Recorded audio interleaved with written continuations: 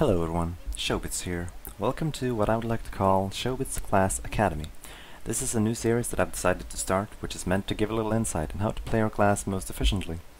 The first episode is going to be covering the Mystic, mainly because Mystic was the first class I played and it's the class I know the best. Now without further ado, let's get to it, shall we? For starters, let's talk about crystals. A Mystic has a very limited choice in crystals to use, mainly because there aren't very many crystals that are useful for a healer. For red crystals you want to use 3 brilliant and 1 swift. You won't have any mana issues, so the brilliant crystals are really just fillers, while the movement speed from the swift can be the difference between life and death. As for blue crystals, you can either use relentless or hardy. Relentless lets you heal yourself for more, while hardy lets you take more punishment. Overall, hardy is mostly the safe choice. As for PvP, you're gonna want to use 4 or 3 relentless and 1 grieving, depending on your mana problems. For green crystals, use either succoring or swift. They both work fine. Personally, I pick succoring just because I want to heal bigger. You can also do a mix with 2 succoring and 2 swift. And for PvP, you can either use 4 relentless or 4 PvP damage reduction crystals. They both work fine.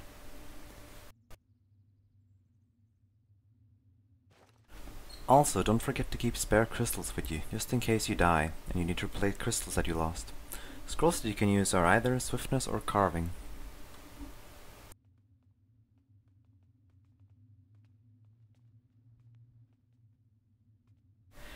Now, I won't talk much about what glyphs to use. Instead, I'll leave a few links below where I'll post my glyph pages. Keep in mind though that there are many different glyph builds that can be made, and they're all just as viable. Try and find what fits you best and adapt your playstyle to it.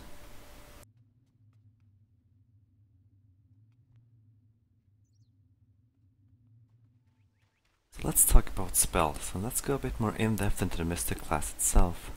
Titanic Favor is the most basic healing spell, and it's simple and efficient, and it's something that you can spam to your heart's content. However, the healing is pretty low, and it's not that impressive if you compare it to something like Vampiric Pulse. Vampiric Pulse is one of the new spells that got introduced in the level 65 patch. However, it's pretty hard to land, but the payoff is huge. The high amount of healing that it provides can really be a lifesaver in some situations. Then we have the Totem. Now the Totem may not seem that impressive, but the healing it provides can really matter in the long run. And at least it also provides a shield.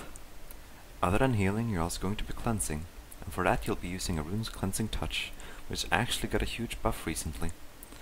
As for buffing, you have your Thrall of Protection, which gives endurance when you have glyphed it, and Titanic Wrath, which is actually better than a Priest's power buff. And then you have Volley of Curses and Contagion. Although these aren't actually buffs for your party, you're actually debuffing the enemy, which in turn increases the damage output of your party.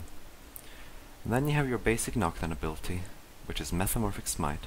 This is good to know since some bosses does need to be knocked down, and you could be there to help out. It is also a useful ability in PvP. Then you have Regression, which is what you use to dispel enemies. This is a must-know since some bosses does need to be dispelled, and it's also a useful ability to be used in PvP. Woe of Rebirth is also an important ability in the Mystic's kit. Not only does it give an ally an extra life, it also gives you an extra life if you have glyphed it. And let's not forget about the Mystic auras. The auras are some of the most important abilities in the Mystic kit, since they're just really good. Keep in mind that you need to reactivate them if you run out of mana or get resurrected after dying. Auras that you want to use for PvE are Aura of the Merciless and Aura of the Tenacious. Merciless gives your party tons of damage, and Tenacious gives them mana rake to keep casting their spells. Now you may think that giving everyone crit resistance with Aura of the Unyielding is better, but it actually isn't, even though bosses do actually crit. The reason is because if you kill a boss faster, you will have to heal less, and a lot of death may not actually happen. Aura of the Unyielding is a lot better in PvP, since in PvP a Mystic's goal is usually to just stay alive. As for the Swiftness Aura, it is only used in very specific situations when you or your party actually needs a speed boost for a short amount of time. It is also a useful ability in solo PvP. Now for the PvP abilities themselves. What makes Mystic differ a lot from a Priest are the amount of disables.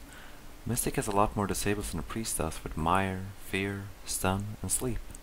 It basically has a bit of everything, which make Mystic a lot different from a Priest.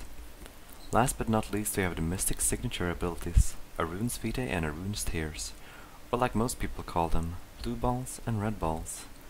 These are the abilities you'll be casting most of the time. Even though people may not use them, they are still useful to have around.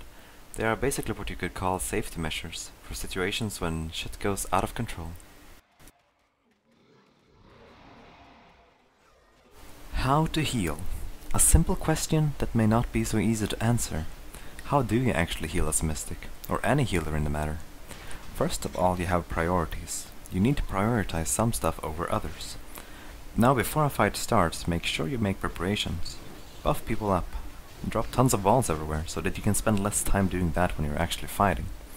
Obviously your main job as a healer is to keep your party alive. If anyone dies due to the lack of healing, they're going to be blaming you for it.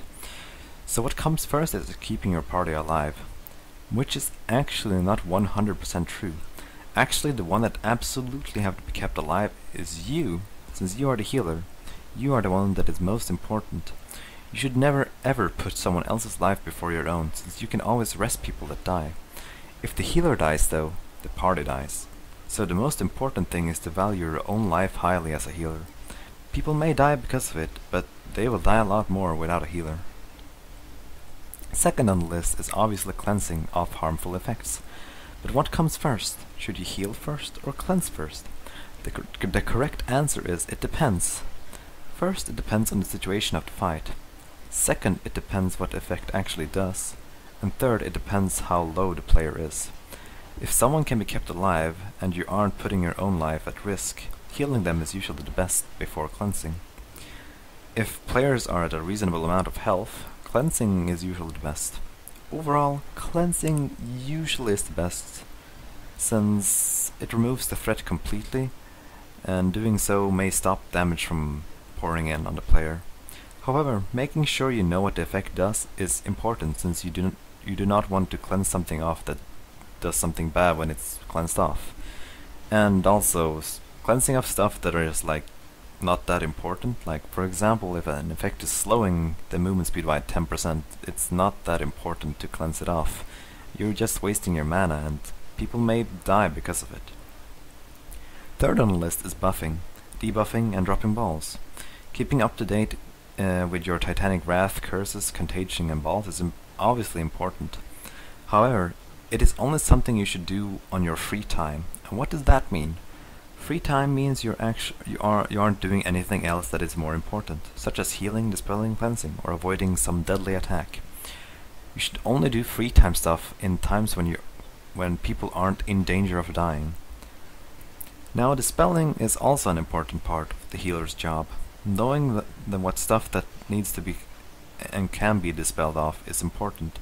It is important to know what a boss does and what happens when you dispel it. Just like cleansing, you do not want to dispel something that does something bad when it is dispelled, since it might just blow up in your face and you might be killing everyone. To make things more simple for you as a healer, you really want to know what a boss does whenever he does something. Learning the animations of a boss can be really helpful, since you will know exactly when someone is about to take damage and when you have to do something important. Like for example, if someone is about to get debuffed, you will know when to cleanse off that debuff. Being quick and efficient is what makes a good healer different from a bad healer. Healing right as the damage happens, and cleansing right when the effect happens, is what makes a healer good. If you could predict whenever someone is about to take damage, you can start calling yourself a good healer. So to summarize, how do you actually heal as a mystic? Well, the answer is actually pretty simple. You do important stuff first, free time comes after. And you can also see the future. That's going to be it for this Academy video. Thanks for watching, leave any questions in the comments below and stay tuned for the next Academy video.